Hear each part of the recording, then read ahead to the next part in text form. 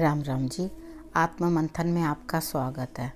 मैं सबसे पहले आपको ये बता देती हूँ, जो मैंने पार्ट 1 मेडिटेशन का बनाया था उसके अंदर 2 लोगों ने बिल्कुल सही जवाब दिया है।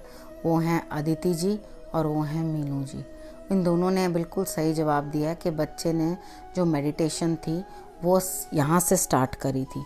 ठीक है, जब हम यहाँ से भी मेडिटेशन स्टार्ट करते हैं तो एकदम से नहीं करते, आंख बंद करके नहीं करनी चाहिए। सबसे पहले हमें त्राटक करना सीखना चाहिए। त्राटक का मतलब आप समझते हैं, आँखों को बीच में ले आते हैं ना, जब यूं करके, यूं आंखें करके ऐसे आँखों को लाया जाता है।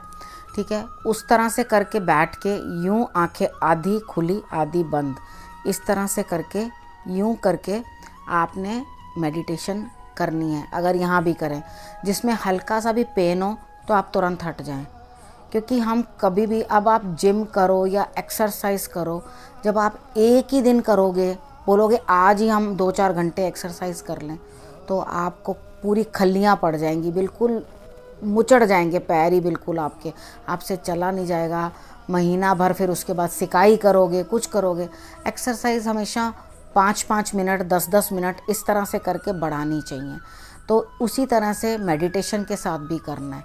मैंने आपको बताया 2 तरह की मेडिटेशन है, एक तो हम अपने लिए करते हैं तो, और एक हम ब्रह्मांड से मिलने के लिए यानी कि ईश्वर से मिलने के लिए करते हैं।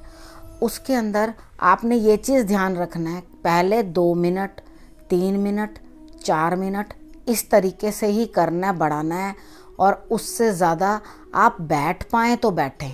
अब मेडिटेशन करने के लिए कितनी बार ऐसा होता है कि कुछ लोग पूछते हैं, मैं तो, मेरी तो एज नहीं है या मेरे को स्पाइन में कुछ दिक्कत है, मैं तो बैठ के नहीं। कोई दिक्कत नहीं है, आप लेट के भी मेडिटेशन कर सकते हो। कोई ये ज़रूरी नहीं है कि आपको बैठना ही है। आप बिल्कुल स्ट्रेट लेट जाओ, बिल्कुल शवासन में ऐसे लेट के हाथ बिल्कुल ऐसे स्ट्रेच कर लो अपने, और बिल्कुल अपने शरीर को ढीला छोड़ दो और आप मेडिटेशन करनी स्टार्ट कर दो। अगर आप बैठ करके अपनी स्पाइन पूरी स्ट्रेच करके फिर करना शुरू करोगे तो वो ज़्यादा बेटर है। आप कोई ना कोई अपने लिए कवच ज़रूर पहले स्टार्ट कर लें। वो आप दुर्गा कवच का पाठ भी कर सकते हैं पहले, करने से पहले। ठीक है, उसको करने के बाद ही आप करें। अगर आप और कोई चीज़ हीलिंग वगैरह कुछ भी करते हैं तो आप जिस तरह से भी अपने आप को बांधते हैं, अपने आसपास कवच बांधते हैं, वो बांधने के बाद ही आप मेडिटेशन स्टार्ट करें। ठीक है, जो लोग नहीं ये सब करते हैं उनके लिए मैंने दुर्गा कवच बता दिया कि आप दुर्गा कवच बोलने के बाद आप कुंडलिनी की प्रैक्टिस शुरू करना। और वो शुरू करने के लिए क्या सिर्फ हम यूं ही बैठ जाएंगे और बैठते सारी हम बस प्रैक्टिस शुरू कर देंगे अपनी? नहीं, उसके लिए हमें पहले आसन लेना पड़ता है। आसन बिछाना है, बिछाने के बाद किस डायरेक्शन को हमने मूव करना है, हम नॉर्थ को डायरेक्शन को मूव करेंगे और उसके बाद या हम ईस्ट को करेंगे। हम इन दोनों डायरेक्शंस की तरफ फेस करके मेडिटेशन कर सकते हैं। अगर तो हम लक्ष्मी के लिए कर रहे हैं, अपने धन दौलत के लिए कर रहे हैं, तो हमें नॉर्थ को फेस करके करना है। और अगर हम अपने लिए नेम फेम और ये सब चाहते हैं तो हमें ईस्ट की तरफ फेस करके ही मेडिटेशन करनी चाहिए। और उसके बाद हमारी पूरी बॉडी उस मेडिटेशन में यूज़ होती है। सिर्फ खाली हम यूं बैठे आंखें बंद कर ली, हाँ जी, मुद्रा बना ली और उसके बाद हमारा चक्र जो है एक्टिवेट होने लगे, ऐसा नहीं होता। आपने पहले आसन जो लेना है वो कुशा का आसन लेना है। आपने कोई ना कोई, कुछ लोग एकदम योगा भी करते हो तो वो बहुत जल्दी से उनको कुंडलिनी जो है जागरण होने लगती है, अगर आप पहले से योगा करते हो, क्योंकि उसके अंदर लोम विलोम और बॉडी के अंदर श्वास जो है वो पकड़ने की प्रक्रिया पहले योगा वाले सिखाते हैं। तो योगा गुरु जो योगा सिखा के हटते हैं तो आप कुंडलिनी की प्रैक्टिस बहुत जल्दी कर लेते हो और बहुत जल्दी से आपको उसके ऊपर हासिल हो जाता है। अब उसके बाद कुंडलिनी करने के लिए हमें और किस चीज़ की ज़रूरत है? मुद्रा की। मुद्रा के लिए ज़रूरत है, तो उसके लिए हमें अपना हाथ लेना, यानी पूरी बॉडी इन्वॉल्व होती है, ऐसे नहीं। तो हमें पूरा हाथ लेना पड़ता है। हाथ के अंदर किस उंगली को कब कैसे कैसे किस लिए दबाना है या किस तरह करना है वो मैं आपको बताती जाऊंगी, साथ साथ आप उस चीज़ को समझते जाना। सबसे पहले मैंने आपको बोला था लोम विलोम करना बहुत ज़रूरी है। अगर आप सुबह उठने से पहले, ज़मीन पे पैर रखने से पहले अपना श्वास चेक करते हो, राइट साइड का श्वास चल रहा है तो राइट पैर आगे बढ़ा दो, लेफ़्ट श्वास चल रहा है तो उसका पैर पहले आगे बढ़ाना है, यानी कि उसी के बल पे उठ के खड़े होना है। वहीं बैठ के आप लोम विलोम करना चाहो तो वहीं कर सकते हो। अब किसी एस्ट्रोलॉजर की ज़रूरत नहीं है, आप खुद अपने एस्ट्रोलॉजर बन जाना। अगर तो आपका राइट नॉस्ट्रल चल रही है तो बहुत काम होगा सारा दिन, और अगर लेफ़्ट नॉस्ट्रल आपकी चल रही है तो आप इमोशनल रहेंगे सारा दिन। आप कभी किसी बात पे क्रिब करोगे, किसी बात से दुख मनाओगे, किसी बात से परेशान होगे। तो ये सिम्टम्स आप खुद अपने अंदर नोटिस करने लगो तो आपको लगेगा कि ये जो उपाय के तौर पे चीज़ें बताई जाती थी उसके अंदर कितना बड़ा मर्म छुपा हुआ है, कितनी बड़ी बात छुपी हुई है। हमारे बड़े जो थे वो बता देते थे, उन्हें इतनी डिटेल नहीं पता होती थी लेकिन वो बता देते थे। लेकिन धीरे धीरे लोगों ने इसके ऊपर सोचना शुरू किया, समझना शुरू किया, पढ़ना शुरू किया और इसको एक्सपीरियंस करना शुरू किया, और उसके बाद इसके रिज़ल्ट्स बहुत बेटर पाए।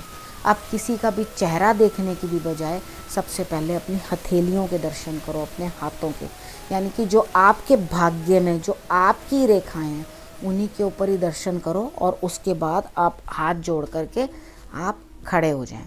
ठीक है, उसके बाद आप अपने नॉर्मल जो कोर्स करने हैं वो आप दिन के काम जो करने होते हैं उन दिन के कामों को आप करना स्टार्ट करें। उसके बाद हम बात कर लेते हैं कि हमें क्या करना है। हमारे हाथ जो है, ये हाथ के अंदर 5 उंगलियों की जगह भगवान ने 6, 7, 8 उंगलियां क्यों नहीं दी? कुछ कारण होगा ना। ये पंच तत्व हैं, ठीक है। इसको समझने के लिए मेरे गुरु ने मुझे जैसे समझाया मैं वैसे ही आपको समझा रही हूँ। उसे समझने के लिए आप हाथ को इस तरह से कर लें, इसको इस तरह से कर लोगे तो ये जो पोर्शन नीचे जा रहा है, ये फिंगर, ठीक है, ये जो नीचे जा रही है ये पानी है, जल, ठीक है। और जो ऊपर जा रही है ये अग्नि। आग तो हमेशा ऊपर को जाती है और पानी ज़मीन के अंदर रहता है। उसके बाद ज़मीन, अर्थ, ठीक है। उसके बाद आकाश, फिर आता है ना आसमान, फिर वायु। इनको इस तरह से 5 तत्वों को समझो। हम बच्चों को अगर अच्छे से, आजकल तो वायरस चल रहा है, आजकल की बात नहीं कर रही हूँ, अभी तो आप इस चीज़ का ध्यान रखो। सब चीज़, बच्चों को नेल्स हम कटवाते हैं, पूरे अच्छी तरह से हैंड वॉश करवाते हैं। वो करवाने के बाद हम जब इन हाथों से खाना खाते हैं, अपने हाथ से खाना खाते हैं तो पेट भी भरता है और ये 5 तत्व जो हैं ये पूर्ण भी होते हैं। ना हमें गैस होती है, ना हमें कोई दिक्कत होती है। यानी कि जो हमारे लिए पुरानी पद्धति थी बहुत ही अच्छी थी। सब चीज़ का कोई ना कोई साइंटिफिक रीज़न था। मैं एक एक चीज़ आपको स्टेप बाय स्टेप समझाती चली जाऊंगी और आप देखोगे कि आपके लिए मेडिटेशन एक नए तरीके की बनकर आई है, जो आप ये समझोगे कि मेडिटेशन हम ऐसे भी कर सकते हैं, इस चीज़ के अंदर ये चीज़ें भी इन्वॉल्व होती हैं। आपको कोई ना कोई ज्वेलरी जो है पहन के ही रखनी है। जो लोग ज्वेलरी नहीं पहनना पसंद करते वो कम से कम इस फिंगर के अंदर रिंग ज़रूर पहन के रखें। अगर रिंग नहीं है आपके पास तो आप कुशा की जड़ एक लेकर वो यहाँ पर बांध सकते हैं, ठीक है। और उसके जो आपका आसन ही है ना, उसमें से थोड़ा सा कुशा की एक स्ट्रैड निकाल लो और उसे निकालने के बाद यहाँ पर आप बांध लो। उसे आप बना कर रख लो और जब मेडिटेशन करने बैठो तो इसे आप पहन कर ही करना, ठीक है। उसके बाद आपकी बॉडी उससे कंट्रोल्ड रहती है। अब हर बार अग्नि के साथ ही ये 4 तत्व जो हैं बारी बारी मिलाते हैं एक एक करके, तो अलग अलग मुद्रा बनती हैं। हम सबसे पहले बात कर लेते हैं ज्ञान मुद्रा के बारे में। इस मुद्रा के बारे में तो आपने सब देखा ही होगा, जो मेडिटेशन करते हैं वो सब इसी मुद्रा के अंदर बैठते हैं। ये 2 ग्रह भी बनते हैं, एक शुक्र और एक बृहस्पति। जब दोनों ही गुरु मिल जाएंगे, अलग अलग तरह की ही सही, लेकिन नॉलेज तो प्रोवाइड करते हैं ना, दोनों ही गुरु हैं। हमने क्या किया, दोनों ही गुरुओं को मिला दिया। उसके बाद हल्की हल्की आँखें जो हैं इस तरह से करके बंद करेंगे। अब मैं इस टॉपिक को यहीं बीच में थोड़ा सा रोक रही हूँ, क्योंकि मुझे एकदम से ही माइंड में आया कि किसी का आज क्वेश्चन था। एट टाइम्स क्या है कि वो बहुत ज़्यादा एक्सेस जो है करते जा रहे हैं मेडिटेशन, और मेडिटेशन करने के अंदर वो अपनी बॉडी के साथ इतना ज़्यादा प्रेशर दे रहे हैं कि उनको इतना ज़्यादा टाइम मेडिटेशन पे बैठे रहते हैं कि उनको समझ नहीं आ रही, और वो मतलब और ही अनुभूतियाँ उनको कुछ होने लग गई हैं। तो आप हमेशा मेडिटेशन करने के लिए अपने गुरु से ज़रूर परामर्श करें और अपनी हर एक प्रॉब्लम उनसे ज़रूर पूछते रहें। अगर किसी के भी कोई गुरु नहीं है तो आप मुझे मैसेज करके आप पूछ सकते हो मुझसे इस वीडियो के रिलेटेड। कोई भी आपको प्रश्न हो, कोई भी दिक्कत हो, तो उनको ऐसी अनुभूतियाँ अजीब अजीब होने लगी हैं कि जैसे बताना ही मुश्किल है। उनको शायद अच्छा नहीं लगे कि अगर मैं उनके क्वेश्चन को इतना ज़्यादा डिस्कस करूं। तो आपकी नॉलेज के लिए बता रही हूँ कि आप इतने इतने घंटे भी नहीं करो। अगर इतने इतने घंटे आप कर रहे हो तो आप कहीं और ही ट्रैवल करने लग जाते हो। आप अपने माइंड को ज़बरदस्ती फोर्स मत करो उस चीज़ के लिए करने के लिए कि आप कहीं पे भी ट्रैवल करने लगो या आप कहीं जाने लगो। तो आप अगर मेडिटेशन के अंदर हैं तो मेडिटेशन में भी आप ये चीज़ देखो कि मेडिटेशन कितनी हद तक करनी है और कितने तक। जहाँ अपनी बॉडी को स्ट्रेस फील होने लगे, यहाँ की नसें एकदम खिंचने और परेशान करने लगें, तो वहीं स्टॉप हो जाओ और थोड़े दिन का गैप उस चीज़ के अंदर डाल लो और दोबारा अपने गुरु से परामर्श लेकर आप दोबारा उसी ही स्थिति में आओ और दोबारा से करना शुरू करो। क्योंकि आप एक्सेस जब इस चीज़ के अंदर घुसते चले जाओगे तो कई बार क्या होता है, कुछ नेगेटिव अप्रोच भी शुरू हो जाती है। सबसे पहले अपनी जो कामनाएं हैं वो पहले अपने तक सीमित रखें, यानी कि खुद के अंदर जिस जिस चीज़ की, जिस एलिमेंट की कमी है उसको पहले अपनी बॉडी में पूरा करो। क्योंकि जब तक आप अपनी बॉडी से ही संतुष्ट नहीं हो, ठीक है, तो तब तक आप अपने अंदर ही कोई एलिमेंट कवर नहीं कर पा रहे हो, तो आप किसी को क्या दोगे। कभी खाली बर्तन भी किसी को कुछ दे सकता है, एक बर्तन में कुछ है ही नहीं तो आप आगे किसी को क्या दे पाओगे। तो उस हाइट पे जाने से या उतनी दूरी तक जाने से सबसे पहले आप अपनी बॉडी से स्लोली और ग्रेजुअली ये चीज़ स्टार्ट करो कि किस तरह से आपने ये मेडिटेशन करनी है। मेडिटेशन के लिए आप बिल्कुल पीसफुल एटमॉस्फेयर रखो। थोड़ा सा अगर आसपास परफ्यूम या कुछ हल्का सा जो आपके सेंसेस को अच्छा दे, आपको सूदिंग लगे, खुद को अच्छा लगे। कुछ लोगों को लेमन ग्रास की स्मेल बहुत अच्छी लगती है, कुछ लोगों को वो अच्छी नहीं लगती। लेवेंडर अच्छा लगता है, किसी को कुछ अच्छा लगता है, किसी को रोज़ अच्छा लगता है।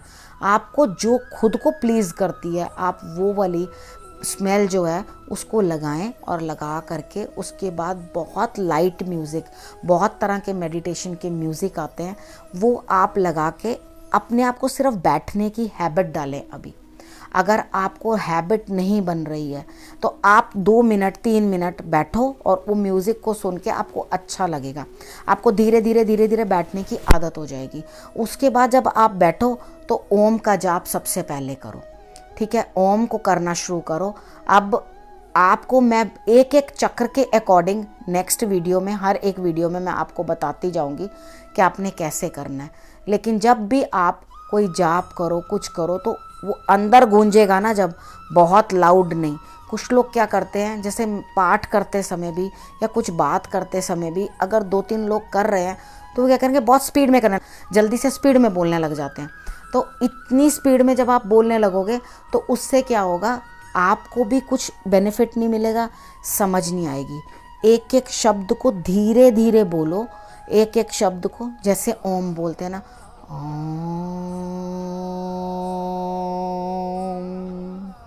मतलब इस तरह से करके, और जितना लंबा हो सके आप उतना लंबा। मैं वीडियो में तो इतना लंबा करके नहीं आपको बता पा रही हूँ, तो आपने इस तरह से करके उसको अच्छी तरह से, और उसके बाद धीरे धीरे अपने कान बंद करने शुरू करो ऐसे अंदर। अब अपनी आवाज़ जो बाहर निकल रही है ना, जब हम कान बंद करते हैं ना तो जो आवाज़ हम तेज़ बोलते हैं हमें पता चलता है हम बहुत लाउडली बोल रहे हैं। तो अपनी आवाज़ की वॉल्यूम उतनी कम कर लो। करने के बाद कान बंद करके क्या होगा, अंदर आवाज़ गूंजने लगेगी। थोड़ा सा ओम करके आप ये करना शुरू करो, क्योंकि बच्चों को ओम ही करवाना ठीक है, बड़े भी ओम कर सकते हैं। उसके बाद एक एक 7 चक्र हैं, 7 ग्रह हैं, 7 अलग अलग रंग हैं, इन 7 कलर्स रेनबो में हैं, 7 ही रंग हम में हैं। किसी एक रंग का अभाव हमारी नेचर चेंज करता है, ये भी एक तरह का उपाय है। अगर हम उस चक्र के ऊपर काम करते हैं तो वो चक्र एक्टिवेट होकर हमारे लिए पॉजिटिविटी देना शुरू कर देता है। ये भी एक तरह के उपाय ही हैं, ठीक है। तो हम क्या करेंगे, सबसे पहले हमने बताया कि हम ओम करेंगे, चाहे 2 मिनट, चाहे 3 मिनट, चाहे 4 मिनट, चाहे 5 मिनट। आप बच्चों को बिठाएंगे और उसके बाद आप ओम का जाप करेंगे। अब हमारे पास यहाँ पे एक थर्ड आई भी होती है, ठीक है। अब हम थर्ड आई के बारे में नेक्स्ट वीडियो के अंदर बताएंगे। उसके बाद मैं इस टॉपिक को अब यहीं विराम देती हूँ और दूसरे टॉपिक के साथ मैं फिर से आपके पास आऊँगी। नमस्कार।